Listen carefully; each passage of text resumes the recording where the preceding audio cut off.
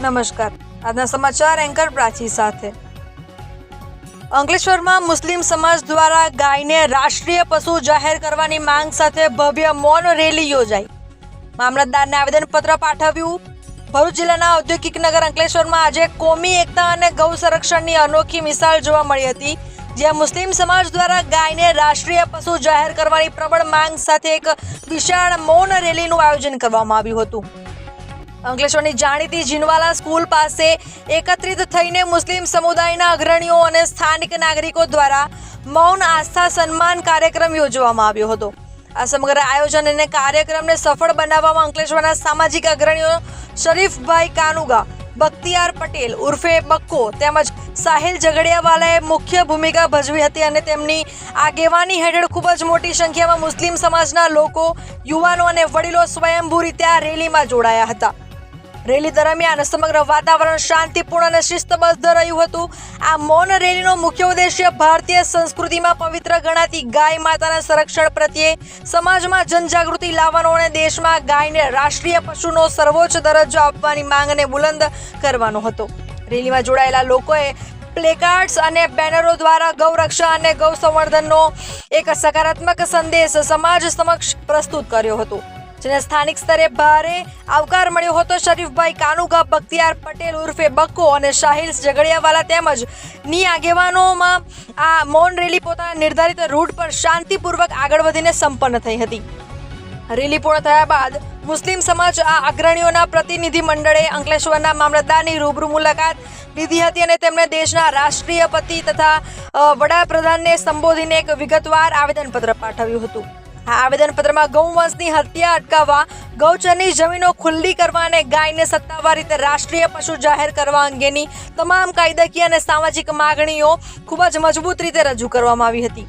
અંકલેશ્વર મુસ્લિમ સમાજનું આ પ્રશંસનીય પગલું સમગ્ર પંથકમાં સામાજિક સમરસતા અને ગૌ ભક્તિના ઉત્કૃષ્ટ ઉદાહરણ તરીકે ચર્ચાનું કેન્દ્ર બની રહ્યું છે। ભારત દેશ એટલે વિવિધ ધર્મોનો દેશ, ભાઈચારો અને એકતા એ આપણા દેશની હંમેશાથી ઓળખ રહી છે। વિશ્વમાં વસુદેવ કુટુંબકમની ભાવના ધરાવતા દેશમાં જ્યારે લાખો કરોડો લોકોની જે આસ્થા છે એ આસ્થામાં એની સૂરમાં સૂર પુરાવવા માટે અને સમર્થન આપવા માટે અંકલેશ્વર મુસ્લિમ સમાજના આગેવાનો તથા યુવાનોએ એક પહેલ ઉઠાવી છે કે આપણે આ દેશમાં જે લોકોની માંગ છે કે ગાયને રાષ્ટ્રીય પશુ જાહેર કરવામાં આવે, એ માટે અમે સૌ આજે અમારો અવાજ સરકારશ્રી સુધી પહોંચાડવા એક મૌન કાર્યક્રમ મારફતે એક મૌન કાર્યક્રમ અમે આજનો દિવસે આયોજન કર્યું છે કે અમારો અવાજ સરકારશ્રી તરફ પહોંચે કે અમે પણ એ ઈચ્છીએ છીએ કે ગાયને રાષ્ટ્રીય પશુ જાહેર કરવામાં આવે, જેથી ભારત દેશમાં ભાઈચારાની ભાવના ઊભી થાય, પરસ્પર પ્રેમ ભાવ, સંભાવ અને સદભાવની ભાવના આ દેશમાં ઊભી થાય અને ભારત દેશ પ્રગતિ તરફ વધે, એ જ ઉદ્દેશ્ય સાથે આજે અમે સૌ આગેવાનો અમારી માંગને કરવા માટે અહીં આવ્યા છીએ। અને અમે આ પહેલા પ્રધાનમંત્રી શ્રી તથા રાષ્ટ્રપતિ શ્રીને પણ અરજી કરી છે, આવેદનપત્ર આપ્યું છે કે આ ભારત દેશની એકતા જળવાય, પરસ્પર પ્રેમ ભાવના ઊભી થાય, એ માટે આપણે ગાયને રાષ્ટ્રીય પશુનો દરજ્જો આપીએ।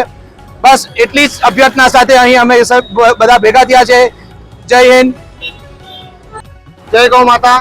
આજ રોજ અંકલેશ્વર શહેર ખાતે મુસ્લિમ સમાજ દ્વારા જે અમારી સૌની માંગણીઓ છે કે ગાયને રાષ્ટ્રીય પશુ ઘોષિત કરવામાં આવે, અને આજથી થોડાક દિવસ પહેલા જે સહી અભિયાન ચાલ્યું હતું આખા દેશમાં કે સહીના માધ્યમથી ગાયને રાષ્ટ્રીય પશુ ઘોષિત કરવા માટે જે માંગણીઓ કરવામાં આવી હતી, તો આજ રોજ અંકલેશ્વર શહેર મુસ્લિમ સમાજ દ્વારા પણ આને સમર્થન આપવામાં આવ્યું છે અને મુસ્લિમ સમાજનું પણ માંગ છે કે ગાયને તાત્કાલિક રાષ્ટ્ર પશુ ઘોષિત કરવામાં આવે છે। તો આજ રોજ અમે પણ ગૌ પ્રેમીઓ એમની સાથે ઉભા રહીને સરકારશ્રીને માંગણી કરીએ કે જલ્દથી જલ્દ ગાયને રાષ્ટ્ર પશુ ઘોષિત કરવામાં આવે અને જેટલા પણ કતલખાનાઓ ચાલી રહ્યા છે, કે બીફ એક્સપોર્ટ થઈ રહ્યા છે, તે પણ બંધ કરવામાં આવે।